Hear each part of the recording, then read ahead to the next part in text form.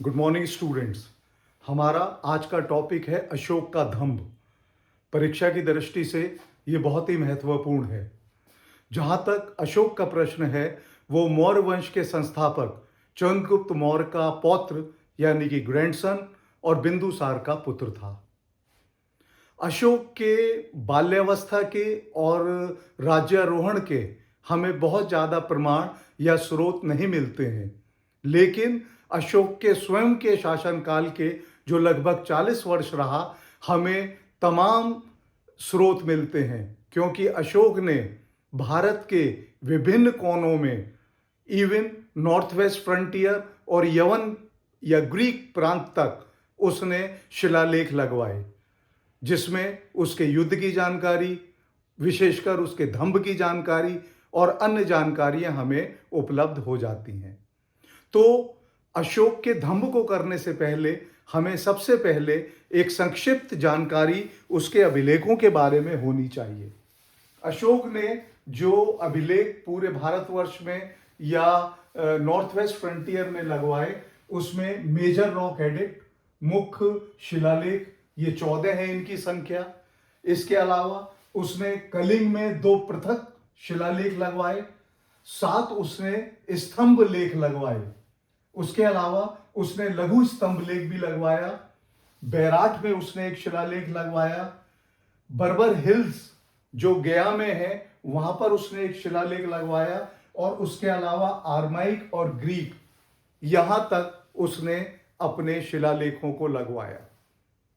जहां तक शिलालेखों की भाषा का प्रश्न है, प्राकृत भाषा थी और ब्राह्मी लिपि थी, जो आसानी से लोगों की समझ में आती थी। जो उत्तर पश्चिम में उसने अभिलेख लगवाए, उसमें खरोष्टी लिपि का प्रयोग किया और वो वहां के लोगों को समझने में उसके लिए आसानी थी। अशोक के विषय में हमें पूरी जानकारी मिल जाती है, लेकिन उसकी बाल्यावस्था और उसका राज्यारोहण, उसकी जानकारियां हमारे पास कम है। और हमें जो अधिकांश जानकारी मिलती है वो सीलोनीज क्रॉनिकल या जो श्रीलंका के ग्रंथ हैं उनसे मिलती है। उसमें एक ग्रंथ है दिव्यावदान, जो हमें यह सूचित करता है कि अशोक अपने 99 भाइयों का वध करके गद्दी पर बैठा था। लेकिन और कोई भी ऐसा स्वतंत्र स्रोत नहीं है जो उस तथ्य की या इस कथन की पुष्टि करे। इसके अलावा हम ये देखते हैं कि जो रॉक एडिक्ट हैं, इसमें चौथा और पांचवा, उसमें उसे अपने भाई और बहन के प्रति प्रेम का संदेश देते हुए पाया गया है। तो जो दिव्यावदान के कथन को अपने आप रिफ्यूट करता है। लेकिन जहां तक और स्रोत का प्रश्न है, तो ये हमें पता पड़ता है कि उसका एक स्टेप ब्रदर रहा होगा सुशिम, जिसको हटाकर वो गद्दी पर बैठा। और उसकी मदद एक व्यक्ति ने की जिसका नाम था राधा गुप्ता, और बाद में उसने राधा गुप्ता को एक प्रमुख मंत्री के रूप में स्थान दिया। तो यह भी हमें जानकारी मिल जाती है कि जब वो राजकुमार था तो वो उज्जैनी का वायसरॉय था, और एक विद्रोह को दबाने के लिए वो तक्षशिला भेजा गया था, जो इस बात को प्रमाणित करता है कि उसमें एक राजा या के सारे गुण थे और वो युद्ध कौशल में निपुण था। लेकिन अशोक के जीवन का सबसे निर्णायक मोड़ या जो टर्निंग पॉइंट है, वो उसके शासन के 9वें वर्ष में आया, जब उसने कलिंग पर आक्रमण किया। अब इस आक्रमण को उसने कलिंग पे ही क्यों किया? क्योंकि बहुत बड़ा क्षेत्र उसके अधिकार में था, दक्षिण के कुछ क्षेत्र बचे हुए थे। तो चाहे वो व्यापारिक दृष्टिकोण से या किसी भी आधार पर अशोक ने कलिंग के साथ युद्ध किया, और ये युद्ध बहुत भीभत्स रहा। इसमें लगभग 10 लाख लोग मारे गए थे और 15 लाख से अधिक लोग बंदी बना लिए गए थे। इन सारे दृश्यों को देखकर अशोक का जो एक कॉन्क्वेस्ट एपेटाइट थी, यानी कि जो जीतने की भूख थी, वो अचानक से बदल गई। और यही चीज अशोक को महानता की तरफ ले गई। क्योंकि आपने जितने भी साम्राज्यवादी राजा देखे होंगे, वो जब एक स्थान को जीत लेते हैं तो उनमें दूसरे स्थान को जीतने की भूख जाग जाती है। लेकिन अशोक ने अपने आप को युद्धों से अलग करने का प्रयास किया और वो आत्मग्लानि और दुख से सराबोर हो गया। और उसने कलिंग के युद्ध के बाद निर्णय लिया कि दो चीजें उसने सोच ली कि भविष्य में वो कोई युद्ध नहीं करेगा और दूसरा वो धम्म मार्ग पर चलेगा। और उसने एक ध्येय बना लिया कि वो अपनी प्रजा की जीवन और संपत्ति की सुरक्षा करेगा और दूसरा वो अपनी प्रजा को नैतिकता और आध्यात्मिक विकास की दिशा में लेकर जाएगा। तो जहां तक अशोक का शासन है, वो मानवता के इतिहास का सर्वाधिक चमकीला अध्याय है। इसकी जो कलिंग का युद्ध है उसकी जानकारी हमें 13th रॉक एडिक्ट, ये जो अभिलेख हैं, इन्हीं से मिलती है। और इसमें कलिंग युद्ध की जो भयावहता थी और कष्ट थे और दयनीयता थी, उसकी पूरी जानकारी हमें इस शिलालेख में उपलब्ध हो जाती है। इस भीभत्स घटना ने या इस युद्ध ने अशोक के अंतर्मन को झकझोर दिया, जिसके परिणाम स्वरूप उसने दिग्विजय का मार्ग छोड़कर धर्म विजय का मार्ग अपनाना प्रारंभ कर दिया। इस युद्ध के पश्चात अशोक ने अपनी प्रजा के नैतिक और सुखमय जीवन के प्रति अपने आप को पूरी तरीके से समर्पित कर दिया। उसका सबसे बड़ा आदर्श और लक्ष्य धर्म का प्रचार प्रसार रह गया और इसके लिए उसने रात दिन एक कर दिया। अशोक के शिलालेखों में जो धम्म का विवरण मिलता है, वो किसी प्रकार के धर्म या धार्मिक व्यवस्था से संबंधित नहीं है। उसको आप 3 रूपों में ले सकते हैं। सबसे पहला मॉरल लॉ, नैतिक कानून। दूसरा कॉमन कोड ऑफ कंडक्ट, यानी कि व्यवहार संहिता। और तीसरा इथिकल ऑर्डर या नैतिक व्यवस्था। ये 3 चीज आप ले सकते हैं। ये उस अशोक का धम्म किसी भी धर्म से नहीं जोड़ा है और वो ये कहता है कि जितने भी सारे धर्म हैं उनमें ये चीजें कॉमन हैं और ये तीनों चीजें एक कॉमन ग्राउंड, मीटिंग ग्राउंड है, यानी कि एक ऐसा मिलन स्थल है जहां से व्यक्ति सदाचारी के रूप में अपने आप को स्थापित कर सकता है। अब जो उसका स्तंभ लेख है, ये पिलर इंस्क्रिप्शन, उसमें वो स्तंभ लेख 2 में स्वयं एक प्रश्न करता है कि धम्म क्या है। और वो कहता है कि उसने धम्म को एक्सप्लेन नहीं किया, लेकिन उसने धम्म के 2 आधार बताए कि धम्म के 2 आधारभूत गुण हैं, या इनको आप घटक भी बोल सकते हैं। पहला है लेस सिंस, यानी कि कम से कम पाप, और दूसरा है मैनी गुड डीड्स, यानी कि जितना अच्छे से अच्छा आप कर सकते हैं। अब पाप में क्या आता है? पाप में आता है क्रोध, रोष, क्रूरता, आवेश, अभिमान, ईर्ष्या। तो उसका मानना था कि प्रजा को इन सारी चीजों से दूर रहना चाहिए और इसके स्थान पर अच्छे कार्य करने चाहिए, गुड डीड्स करने चाहिए, जैसे दयालुता, उदारता, सत्यता, सत्य बोलना चाहिए, नम्रता, आत्मसंयम, हृदय की पवित्रता, नैतिकता से जुड़ाव, इन सारी चीजों का उत्साह के साथ पालन करना चाहिए।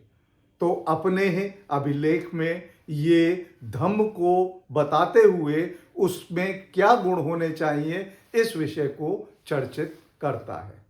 इसके अलावा अशोक ने अपने जो धम्म है उसके लिए नियमों को बनाया और वो नियम एक तरह से हम कह सकते हैं कि कर्तव्य संहिता, कि एक प्रजा का क्या कर्तव्य है, किन चीजों को उन्हें मानना है।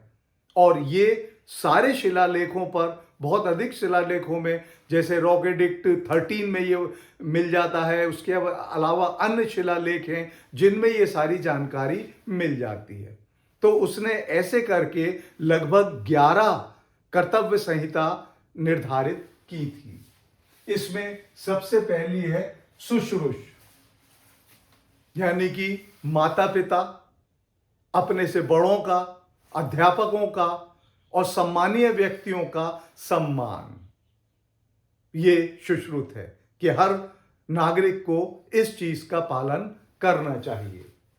दूसरा वो कहता था अपिचिति, यानी कि अपने अध्यापकों के प्रति विशिष्ट सम्मान रखो। उसका यह मानना था कि आपके टीचर्स या आपके अध्यापक ही आपकी नैतिकता की सबसे बड़ी पाठशाला है, तो इसलिए उनका जो सम्मान है वो सर्वोपरि है। इसके अलावा वो समृद्धपत्ति ये कहता था, वो कहता था, ये उसने रॉक एडिक्ट 11 में लिखा है, उत्कीर्ण जो हुआ है उसमें वो कहता है कि ब्राह्मण और श्रमण, यहां पर वो बात कर रहा है कि सही बर्ताव किस किस के लिए करना चाहिए। तो जो एक बाद में डिबेट चलती है कि अशोक का धम्म बौद्ध धर्म, उसने बौद्ध धर्म को बिल्कुल अपने धम्म में नहीं लाए। उनका कहना था चाहे कोई साधु हो, चाहे वो श्रवण हो, चाहे सगा संबंधी हो, चाहे कोई दास हो, यानी कि ऐसे सेवक जो आपके लिए कार्य कर रहे हैं, या आश्रित हो जो आपके ऊपर निर्भर करता हो, गरीब हो, या ऐसा कोई व्यक्ति हो जिसके लिए जो हम उसको दयायोग्य बोल सकते हैं, अपने जानकारों के साथ, अपने मित्रों के साथ हमेशा सही बर्ताव करना चाहिए। यानी कि ये एक तरह से मॉरल कंडक्ट था। इसके बाद वो कहता है दानम। वो कहता है कि चाहे साधु हो, चाहे आपका मित्र हो, चाहे सहयोगी हो, या कोई परिचित हो, या कोई बुजुर्ग हो, उन सब के प्रति आपको दयालुता की भावना रखनी चाहिए। इसके बाद अनारंभो प्राणाम, ये कहता है कि जीवित प्राणियों को, चाहे वो मनुष्य हो या पशु पक्षियों हो, उनको मारने से परहेज करना चाहिए। प्रयास करना चाहिए कि किसी को भी जीवन की क्षति ना पहुंचाई जाए। और छठे में भी वो यही कहता है अविहिंसा भूतानाम, यानी कि किसी भी जीवित प्राणी को किसी भी प्रकार की कोई हानि नहीं पहुंचानी चाहिए। आप मान नहीं रहे हैं तो उसे घायल भी ना करें और उसे परेशान भी ना करें। उसके बाद एक उसने कहा अपव्ययत अपभंडत चा, वो ये कहता था कि निवासियों को कम खर्च करना चाहिए, ज्यादा व्यय नहीं करना चाहिए, स्पेंड थ्रिफ्ट नहीं होना चाहिए, और अपने जीवन में कम से कम संपत्ति एकत्रित करनी चाहिए। दूसरे शब्दों में वो ये कहते थे कि व्यय और बचत में एक संयमित होना मनुष्य को बहुत जरूरी है। और ये जो अल्प व्यय की बात आती है, ये कहीं ना कहीं जाके जैन धर्म से भी उसके प्रिंसिपल्स में ये आती है। उसके बाद एक उनका था मर्दवम। वो कहते थे कि जितने भी जो उत्कीर्ण हैं, कि जितने भी जीवित व्यक्ति हैं उनके प्रति हमें कोमलता का भाव रखना है। हमें उनके प्रति किसी भी अवस्था में कोई कठोरता नहीं दिखानी है।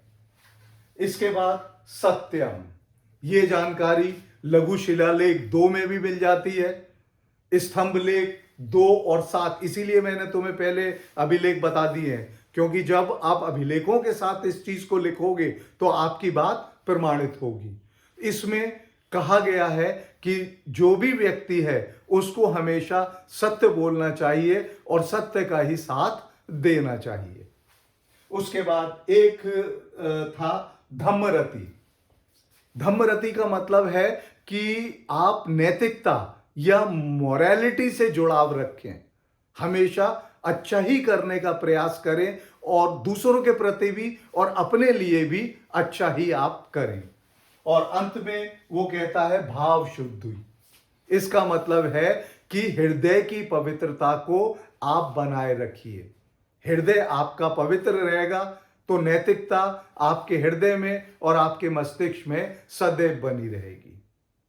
तो जहां तक ये हम मार्गदर्शिका या कर्तव्य संहिता की बात करते हैं, तो जो लेखों पर उत्तीर्ण है, ये धम्ब केवल मार्गदर्शिका ही नहीं है कि हमें गाइड कर रहा है, ये विशिष्ट भी है। अशोक के नैतिक सुधारों के जो विचार थे, ये उनका मूल स्वरूप है जो उसके अभिलेखों में प्रतिबिंबित होता है।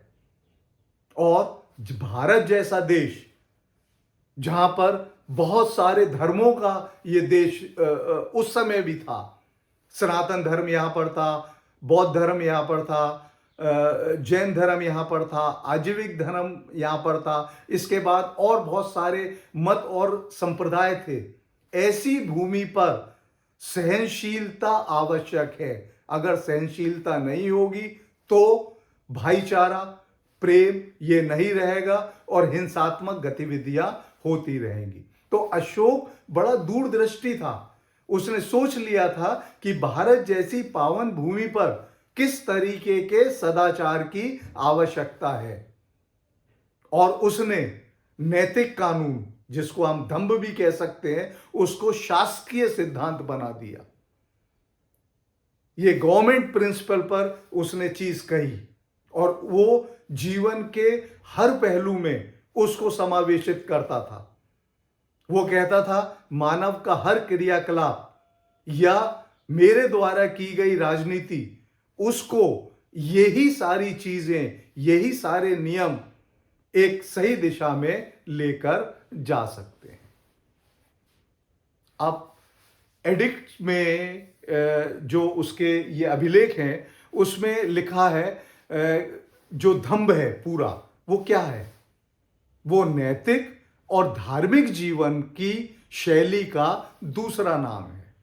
आप नैतिकता से चल रहे हैं, अपने धर्म का बिना किसी हिंसा के, बिना और पूरी सहनशीलता के साथ पालन कर रहे हैं, यही इसका नाम है। और ये भारत में विभिन्न धर्मों की एक सूत्र में पिरो देता था।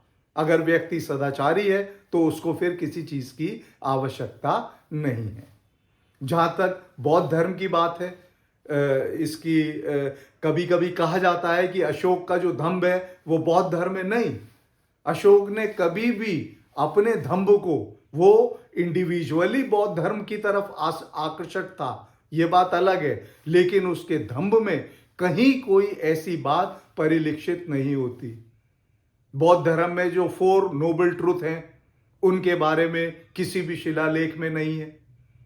जो बौद्ध धर्म का अष्टांगिक मार्ग है, वो भी कहीं शिलालेख में नहीं है। और बौद्ध धर्म में जो जीवन और मृत्यु के चक्र से बाहर जाते हैं तो वो निर्वाण होता है, लेकिन शिलालेख में निर्वाण का कहीं नाम नहीं है। उसकी जगह स्वर्ग का नाम जरूर शिलालेख में मिलता है। तो हम ये कह सकते हैं कि अशोक का धम्ब किसी भी दृष्टि से सांप्रदायिक नहीं था, बल्कि वो 3 चीजों पर आधारित था। वो विश्वव्यापी था, यानी कि संसार में आप कहीं भी चले जाएं, नैतिकता और सदाचार के अगर ये गुण आप में रखेंगे तो आप विश्व में कहीं भी आराम से रह सकते हैं। दूसरा, सार्वभौमिक रूप से उपयोगी, यूनिवर्सली ये एडेप्टेड ट्रूथ था कि आप जहां भी जाएंगे आप इन्हीं सारी चीजों को किसी भी धर्म में देखेंगे तो इनको पाएंगे। और तीसरी चीज, उसने अपने इस कर्तव्य संहिता के द्वारा सभी धर्मों के सार को एक साथ स्वीकार कर लिया। तो हम कह सकते हैं कि अशोक ने सार्वभौमिक धर्म की नींव डाली और संभवतः ऐसा करने वाला वो संसार का और भारतवर्ष का पहला राजा था। अब जहां तक ये आता है कि वो इतना क्यों प्रेरित हुआ, तो या धम्म का उसने प्रतिपादन क्यों किया और मनोयोग से उसे से इतना प्रचलित करने का क्यों प्रयास किया, तो उसका सीधा साधा है कि कलिंग के युद्ध की जो आत्मगिलानी थी वो उसके मन मस्तिष्क में घर कर गई थी। उसने अपने एक शिलालेख में लिखा कि सब मनुष्य मेरे बच्चे हैं और जैसा कि मैं अपने बच्चों की काम के लिए कामना चाहता हूं कि वे इस दुनिया में आनंद लें, सुख में रहें, उसी तरीके से मैं सभी मनुष्यों के लिए वैसा ही चाहता हूं। और ये उसने जो पृथक कलिंग अभिलेख है उसमें इस बात को लिखा है। अब हमें यह समझना चाहिए कि अशोक का दंभ था क्या, उसका उद्देश्य क्या था, उसका एम क्या था। और उसका सबसे बड़ा जो उद्देश्य था वो सामाजिक संबंधों को मजबूती देना था। हम आज के जब परिप्रेक्ष्य में देखते हैं तो सामाजिक जो मजबूती है या सामाजिक बंधन है वो धीरे धीरे कम होते जा रहे हैं। अब जॉइंट फैमिली का सिस्टम कम हो गया है, लोग सेपरेट फैमिलीज में रहते हैं, बच्चे कभी कभी अपने माता पिता की बात नहीं मानते हैं, जो युवा हैं वो बुजुर्गों का उन्होंने आदर सम्मान करना बंद कर दिया है। तो ये सब क्यों हो रहा है? क्योंकि सामाजिक संबंधों को जोड़ने की जो कोई भी शक्ति है वो काम नहीं कर रही है। और वो शक्तियां क्या है? वही कर्तव्य संहिता जो अशोक के द्वारा दी गई थी। जब आप उसके कर्तव्यों के बारे में पढ़ते हैं अशोक के शिलालेखों में तो वो ये कहता है कि माता पिता और बच्चों के बीच में समन्वय होना चाहिए, जो बुजुर्ग हैं उनका बच्चों के साथ समन्वय या युवाओं के साथ समन्वय होना चाहिए, और विभिन्न विचारों के जो संप्रदाय हैं उनमें भी आपस में एक संबंध ऐसा होना चाहिए, ऐसी सहनशीलता होनी चाहिए ताकि झगड़ा और ये सारी चीजें ना हो। तो जहां तक अशोक का दंभ है उसका उद्देश्य सामाजिक संबंधों को मजबूती प्रदान करना था, नैतिकता और सहनशीलता के साथ साथ।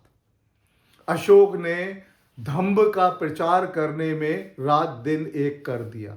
यहां आपको यह ध्यान रखना पड़ेगा कि अशोक ने जो बौद्ध धर्म का प्रचार प्रसार किया है वो अलग है, और अशोक ने जो अपने दंभ का प्रचार किया है वो अलग है। अशोक अपना जो शिलालेख है उसमें जो लिखा था उसको दंभ लिपि, और जो स्तंभ लगे हुए थे उनको दंभ स्तंभ कहता था।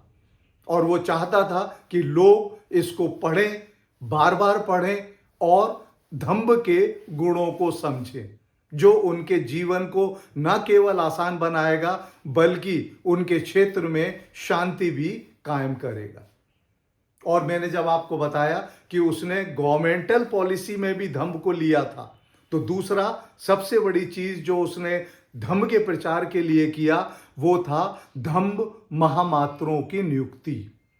अपने शासन के 14वें वर्ष में उसने अधिकारियों का एक नया वर्ग निकाला जो महामात्र कहलाया।